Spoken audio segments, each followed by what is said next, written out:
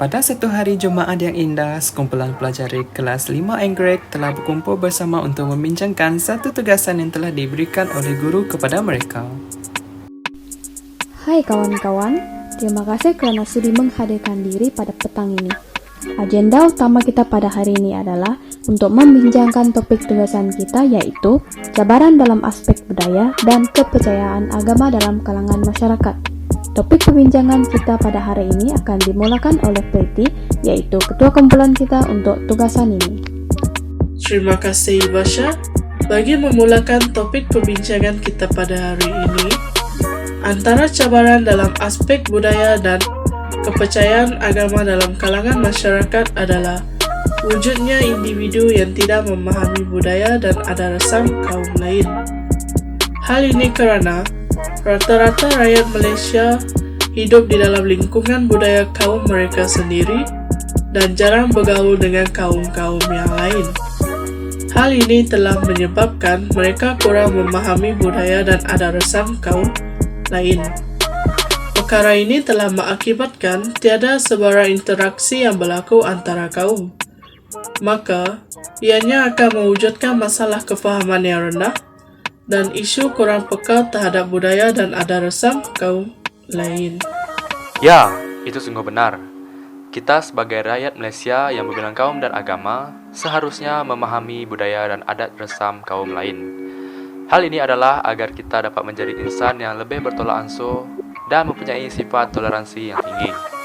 Sebagai contoh, terdapat kaum-kaum lain yang bukan penganut agama Islam di negara ini yang mungkin mempersoalkan sebab azan dikumandangkan di corong-corong pembesar suara, di masjid dan di surau. Sehingga pada suatu tahap, mereka mempunyai tanggapan yang ekstrem. Melalui perkara ini, coba bayangkan bagaimanakah perasaan dan reaksi masyarakat Melayu Islam di kawasan tersebut apabila ada kaum lain yang mempertikaikan perkara tersebut. Hal ini akan menjurus kepada kemungkinan untuk berlakunya konflik antara kaum. Kita pasti tidak mahu perkara itu terjadi, bukan? Ya, saya bersetuju dengan awak, Kelvin. Tiba-tiba saya teringat tentang konflik antara kaum yang telah berlaku pada 13 Mei 1969. Saya berharap peristiwa pahit itu tidak akan berulang kerana dengan membaca sejarahnya sahaja saya telah berasa gerun. Saya tidak dapat membayangkan apa yang terjadi sekiranya konflik sebegitu berulang. Oh ya, selain daripada cabaran yang telah kamu berdua nyatakan, saya juga telah mendapati satu cabaran yang lain, iaitu pengaruh ajaran agama oleh golongan radikal yang telah melahirkan golongan ekstremis yang gemar melakukan kegiatan keganasan. Hal ini terjadi akibat adanya golongan yang berfikir radikal dan ekstrem yang menyalahgunakan nama baik agama bagi kepentingan mereka sendiri. Bagi mengulas dengan lebih lanjut, Aivacia akan menceritakan dengan lebih mendalam kerana Aivacia lebih arif berbanding saya dalam isu ini. Baiklah, terima kasih Nadia. Antara gerakan teroris yang telah menyalahgunakan nama agama demi kegiatan keganasan adalah gerakan Al-Qaeda dan ISIS.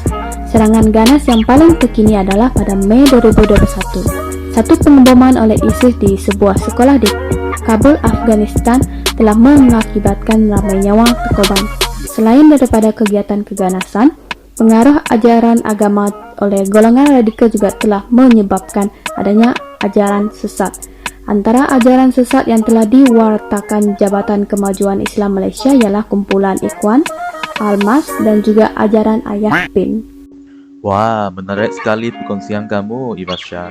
Bagi meneruskan topik perbincangan kita juga, saya telah mendapati kepelbagaian kaum, budaya dan agama sebagai satu cabaran yang besar dalam meneruskan kemajmukan sosial.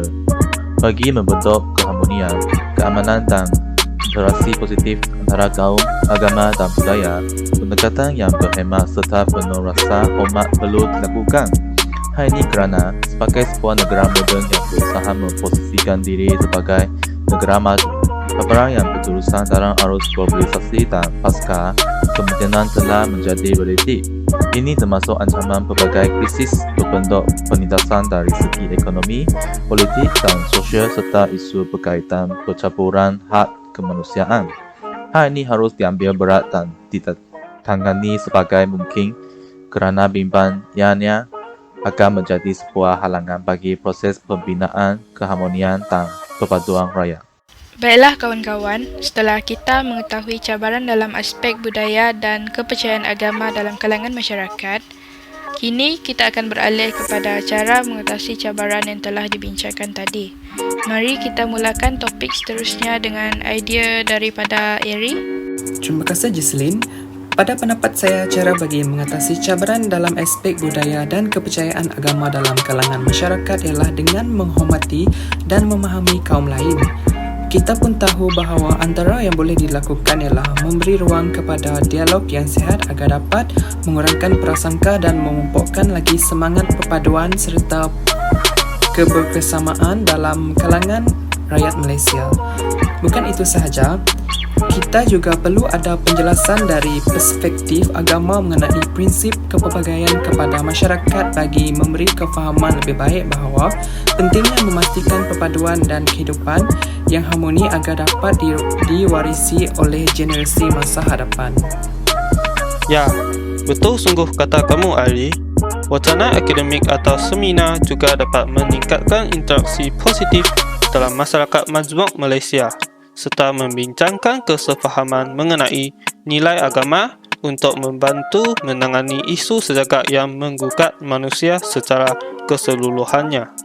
Akhir sekali, dialog antara agama dapat meneruskan kesinambungan hubungan etnik, perpaduan, keharmonian, tolak ansur, saling hormat menghormati dan juga menghindarkan konflik agama antara kalangan masyarakat Malaysia. Saya juga berfikir bahawa agama, sistem pendidikan, pihak berkuasa dan pihak kerajaan memainkan peranan yang penting dalam membina negara yang sejahtera dari sudut agama dan kebudayaan. Ya, saya juga berfikir begitu kerana setiap peranan tersebut sangat penting dalam cara mengatasi cabaran ini. Salah satunya ialah peranan agama kerana dalam peranannya akan menerapkan nilai positif keagamaan kepada penganut seperti menghormati agama lain. Bagi menerapkan nilai positif, pemimpin agama perlulah mengutamakan konsep perundingan semasa menyelesaikan sesuatu isu dan setiap pemimpin juga perlu memberi kefahaman masing-masing tentang hal berkaitan dengan memperoleh pendapat daripada para ahli pakar agama. Seterusnya ialah peranan sistem pendidikan. Hal ini demikian kerana sistem ini akan memperkasa pendidikan dengan mewajibkan pendidikan moral dan keagamaan dalam sistem pendidikan. Jadi, pendidikan tidak formal digalakkan dengan membuat penyertaan dalam program rakan muda supaya daripada program tersebut mereka akan dapat belajar memahami dan menghargai kepelbagaian agama dan budaya. Betul sekali Clement. Bagi peranan masyarakat pula, setiap lapisan masyarakat haruslah memberi kerjasama masing-masing semasa menyambut perayaan tradisional kerana kita dapat memahami budaya masyarakat yang berbilang kaum dan agama apabila kita menyambut perayaan tradisional bersama-sama seperti sambutan Hari Raya, Tahun Baru Cina, Hari Christmas dan sebagainya. Peranan yang terakhir ialah peranan pihak berkuasa dan kerajaan. Pihak kerajaan dan pihak berkuasa agama haruslah bekerjasama untuk membuat pemantauan.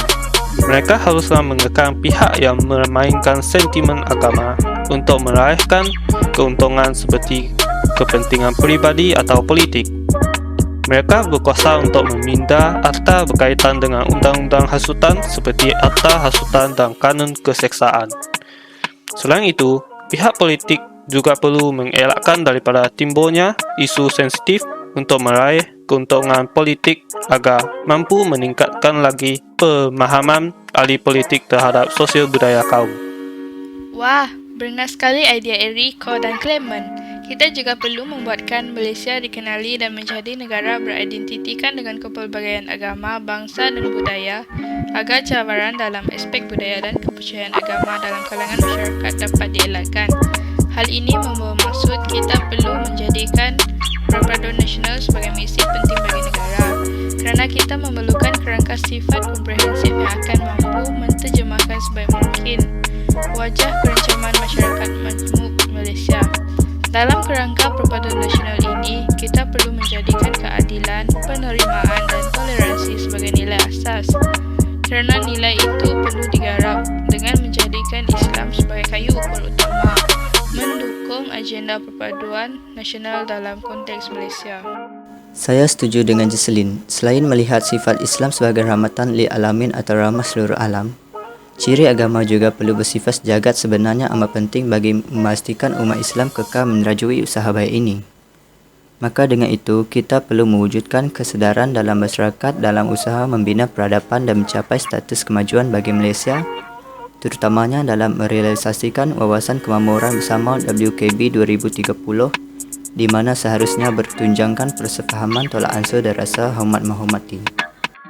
Seterusnya, kesantunan insan dalam mengurus perbezaan dalam masyarakat pelbagai agama dan bangsa perlu dititik beratkan kerana realiti ini harus difahami dan diterima semua pihak. Dalam pendekatan integrasi menjadi tunjang, agenda perpaduan negara membolehkan masyarakat berbilang bangsa dan agama hidup bersama-sama dalam suasana harmoni di samping mengekalkan identiti dan ciri bangsa masing-masing. Hal ini kerana kesepaduan dalam rakyat sebenarnya lahir daripada semangat penerimaan dan rasa hormat tinggi antara kaum dan agama. Justru, keutamaan harus diberi kepada usaha membina sikap penerimaan diiringi nilai keluhuran budi pekerti dalam masyarakat. Akhir sekali, persefahaman dalam kalangan pemimpin juga amat penting kerana melaluinya, rakyat akan dapat isyarat yang jelas mengharmonikan hubungan masyarakat berbilang bangsa dan budaya dengan negara ini adalah tanggungjawab semua warga negara. Wah, bermanfaat sekali ya topik perbincangan kita pada kali ini. Kita telah berjaya menghuraikan cabaran dalam aspek budaya dan kepercayaan agama dalam kalangan masyarakat dan juga cara mengatasi cabaran tersebut. Maka, tamatlah perbincangan kita pada hari ini. Akhir kata, saya ada sedikit pantun, iaitu terima kasih daun keladi, panjang umur, kita jumpa lagi. Terima kasih ya kawan-kawan. Maka perbincangan telah pun tamat dan mereka pun bersurai.